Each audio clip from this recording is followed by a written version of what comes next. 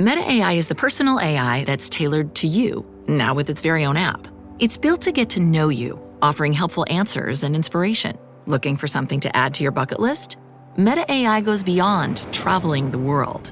It remembers you're a basketball fanatic and suggests you attend one of the playoff games. Just start typing or speaking to get the answers you need, wherever and whenever, because Meta AI is your personal AI. Download the Meta AI app, now available on the Apple App Store and Google Play. The following is a Red Apple Podcast Network presentation. They say this is a big rich town. I just come from the poet's part. Bright light, city life, I gotta make it. Welcome to Dominic Carter's podcast. This is Dominic Carter's City Hall. Now, here's Dominic Carter. Red Apple Podcast Talk Radio 77 WABC. You can listen to me, Dominic Carter, live Sunday nights 11 p.m. to 1 a.m., weeknights at midnight. Grossly underpaid and overworked. The plight of EMS responders. Can you believe they are paid $18 an hour when they come on the job and the work just doesn't stop? This is my podcast. Let's go. Manhattan and the Bronx are the busiest boroughs that we have. And sometimes people have to wait 30 minutes, an hour, 2 hours for an ambulance. The calls just keep coming in. There are times we're averaging 200 to 300 calls an hour. It's just not sustainable. That's the president of the local union 2507, representing EMTs, paramedics, and fire inspectors in New York City, Oren Barzilay. And for the inside story on all of this, Mr. Barzilay is with me now. Thank you for joining us. Thank you for having me. So talk to us about the numbers as it relates to the approximately 4,000 first responders who make up FDNY EMS. Yes, so as the records show, we responded to over 1.6 million calls this past year. And the graphs, the numbers, they don't lie. Every year, we surpass what the previous year. And for the past 2-3 years, I mean, besides COVID hitting us, inflation rates have skyrocketed. And it impacts people's health as well. People can't afford to eat right. People can't afford to get their medicine. The violence with the bail reform. Although you add all these things and it compounds and you have more people sick, more people assaulted, more people dying. You have the influx of immigrants. There's basically no law and order in our city. Contrary to what we're being told. You drive through our streets and you see all these mopeds going against traffic. You see, pedestrians everywhere. It's just not normal anymore, the way we're living. You could say that again, Mr. Barzilay.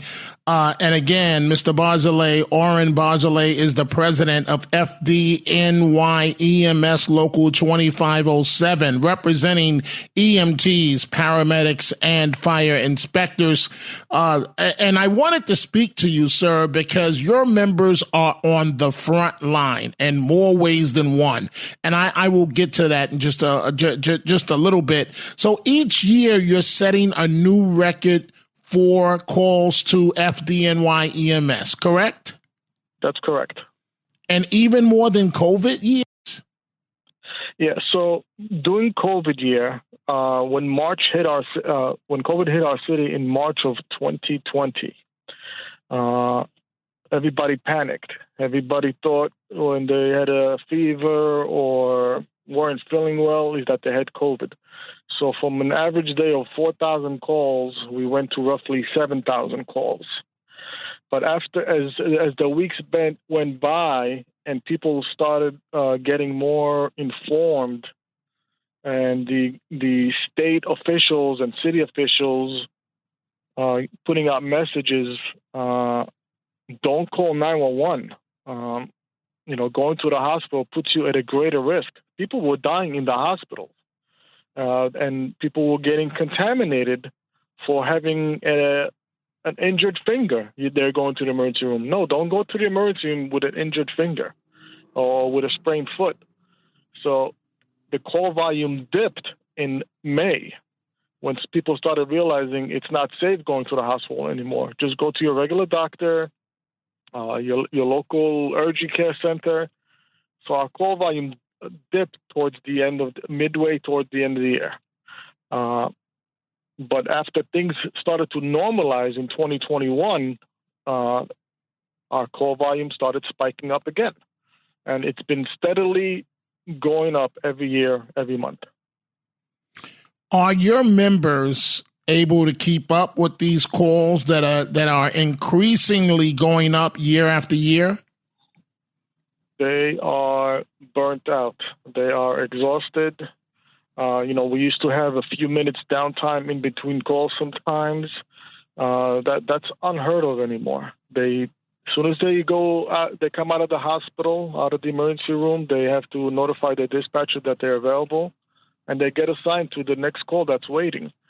Manhattan and the Bronx are the busiest boroughs that we have, and sometimes people have to wait 30 minutes, an hour, 2 hours for an ambulance.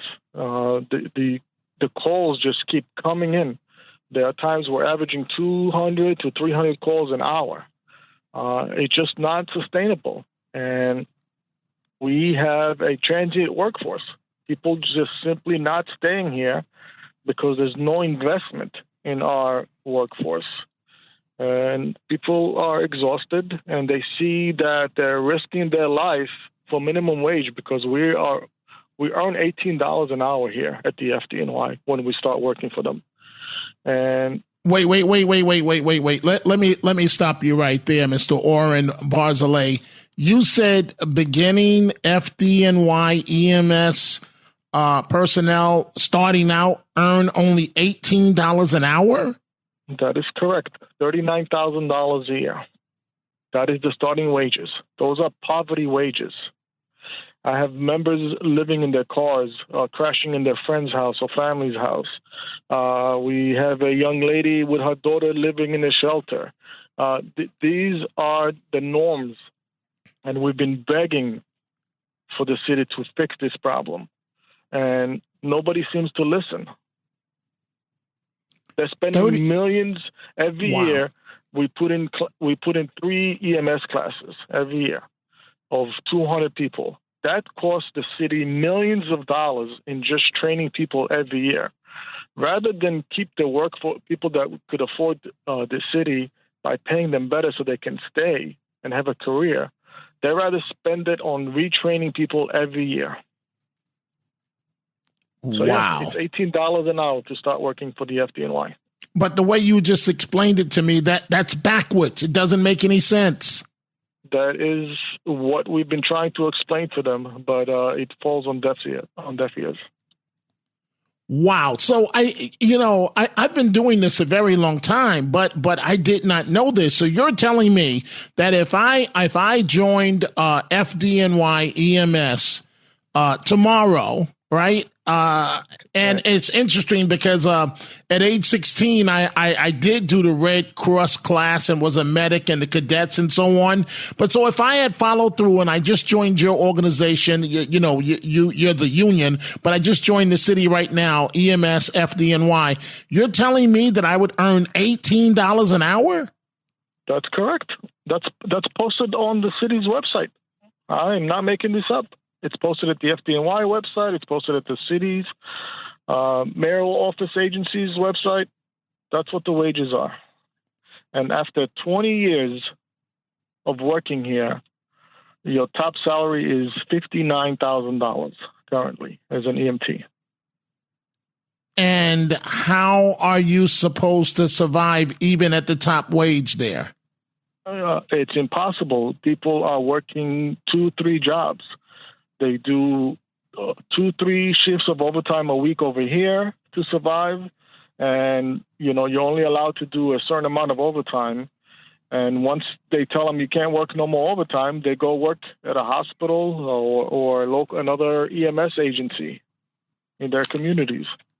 The reason why I wanted to speak to you is because EMS members, EMTs, whatever term you want to use, I use the term of immediate lifesaver when your life is on the line, literally on the line. But we have seen members in your industry have been attacked. Some have died, and I know she was not a member of your union, but what I'm referring to, and I know you recall well, 61-year-old on duty. She was on duty. EMS lieutenant stabbed to death in Queens. This happened, I think, at 20th Avenue and Steinway Street in Astoria, and in broad daylight. Her name, Allison Russo, minding her business, a mentally ill man. He stabs her, gets on top of her, stabs her several times. She dies. He barricades himself into an apartment a short while away from there, but ultimately surrenders. I cannot forget what happened to Miss Russo. I'm sure you won't either. Yeah, I knew Miss Russo myself before she became an EMS officer. She was part of my union, but as they promote, they go into a different union. But it was a horrific event. To hear that come over the radio that one of your colleagues was stabbed to death on duty, it's devastating to all of us. This is the second member that we had killed on duty in the past 6 years. Yadira Arroyo was ran over by her own ambulance and killed. That's right. That's right. Give me the details, please, of that one again. I unfortunately, I forgot all about that one. Yes. This was a young mom who worked for us for over 10 years. She came in to work on overtime. It was her day off. But because she needed to do to support her family, she came in on her day off to pick up an overtime shift. And while she was in the ambulance, she stopped because there was some commotion going on in the street. A gentleman went around the ambulance and got into the driver's seat. And when she noticed it, she approached him, and he decided to put the vehicle in drive or reverse, and he drove her over. That was also caught on live feed, which was devastating to see how she was brutally murdered as well. It took us over 5 years to get a conviction of this criminal to be sent to jail for life. You're joking, correct? In terms of it took 5 years with the court system. Please tell me you're joking. It took over 5 years. Oh my God. And then the situation, and I understand your union, that you yourself have been in contact with this young lady's mother, but the name Julia Fadum, right? She was an EMT that was 25 years old. This young lady, 25 years old, she's still recovering from an attack at the hands of a mentally ill patient. She was in, and he was 48, his name 48 years old, Rudy Garcia. He was in the ambulance. She's trying to help this man. He pulls out a knife from his boot and stabs Fadum in the leg, chest, and arm. And as Fadum tried to protect herself, she curled up, which is why the most serious stab wounds happen to be on her arms, thighs, and instead of her chest. You've been in communication with her mother. Do you know how the young lady is doing? Yeah. When this incident happened again, it sent a shockwave through the entire EMS community that an on-duty member was nearly stabbed to death. From speaking to her mom via a messenger, she's been telling me that she's still recovering, and it took a toll on her. From what I understand, she may not be doing this job anymore. This job is a risky and dangerous job. We don't hear it daily on the news, but every year we have hundreds of EMTs, paramedics that get assaulted in back of that ambulance. Some of them don't report it because nothing gets done, but it's on a daily occurrence that EMS personnel are assaulted, whether they're private sector or municipal service. We are targets. And, it just to correct what I said earlier, to correct myself, it was 6 years, not 5 years, that it took to get a conviction. So even longer. Yeah. And Russo's. Go ahead. Allison Russo, that man also tried to plead insanity, and it was just this week that he was fit to stand trial. So that's been over a year and a half just to find out that he's able to stand trial. We are talking to Mr. Oren Barzilay, who's the president of FDNY EMS Local 2507, representing EMTs, paramedics, and fire inspectors. I'm wrapping this up. This interview has been eye-opening for me, for the salary to the attacks on your members to more calls that are coming in each and every year than the year prior. In wrapping this up, Mr. Barzilay, what's the most important thing that you want the public to know from yourself as someone who's on the front line representing these EMTs? We're ordinary people with extraordinary passion to help the public. We are just there to save lives. We need the respect, the courtesy, not just from the public, but from the mayor and all our public officials to do the right thing and pay us livable wages. It's insulting to pay $18 to a medical professional when they could go to Target, McDonald's, Costco. All these are honorable jobs. Whoever wakes up in the morning to go to work, I commend them. But how do you pay us $18 an hour to save lives? It's mind-blowing. I can't answer that question. No one listening to you right now can answer that question. But I do want to thank you, and I do hope that you stay in contact, because we need to keep a close eye on what's happening to EMS workers, FDNY, in the city, and the very, very dangerous job that you folks are doing. Thank you so much for joining us. Thank you, sir. Ready to make a real impact every day? Join the Active Day Home Care team and help clients maintain their independence in the comfort of their own homes. Make a difference in someone's life as you provide essential daily assistance and protect their health and happiness. Earn up to $20 an hour and enjoy additional perks like optional daily pay, 401k, paid time off, ongoing educational training, and more. Join a team that values care, compassion, and your professional growth. Visit activeday.com to apply. Be well. Simply incredible, and an ultimate slap in the face for professionals that literally bring people back to life. And that is all the time we have for this episode. Thank you, folks, for joining us. You can catch me live on 77 WABC, weeknights midnight to 1 a.m. and Sundays 11 p.m. to 1 a.m. Go check out the Dominic Carter merchandise at the 77 WABC store, from Dominic Carter t-shirts to hats and much more. Go to WABCRadiostore.com. You can also order my remarkable book on my life of overcoming obstacles that you can't even begin to imagine, and living in the housing projects of New York City, titled No Mama's Boy, and you can get it at the 77 WABC store. You can also order my book at my website, DominicCarterOnline.com, DominicCarterOnline.com. Also follow me on YouTube, where you will see videos from me about this podcast and the radio show, youtube.com/Dominic Carter. We will see you the next time. Dominic Carter, Red Apple Podcast, Talk Radio 77, WABC. I gotta make it.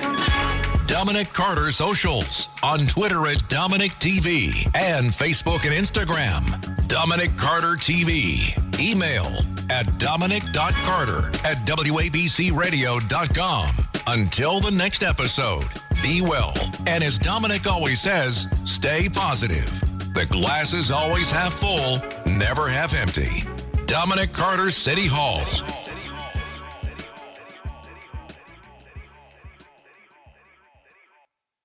Hi, I'm Richard Karn, and you may have seen me on TV talking about the world's #1 expandable garden hose. Well, the brand new Pocket Hose Copperhead with Pocket Pivot is here, and it's a total game changer. Old-fashioned hoses get kinks and creases at the spigot, but the Copperhead's Pocket Pivot swivels 360 degrees for full water flow and freedom to water with ease all around your home. When you're all done, this rust-proof anti-burst hose shrinks back down to pocket size for effortless handling and tidy storage. Plus, your super light and ultra-durable Pocket Hose Copperhead is backed with a 10-year warranty. What could be better than that? I'll tell you what, an exciting radio-exclusive offer just for you. For a limited time, you can get a free Pocket Pivot and their 10-pattern sprayer with the purchase of any size Copperhead hose. Just text WATER to 64,000. That's WATER to 64,000 for your 2 free gifts with purchase. WATER to 64,000. By texting 64,000, you agree to receive recurring automated marketing messages from Pocket Hose. Message and data rates may apply. No purchase required. Terms apply. Available at pockethose.com/terms.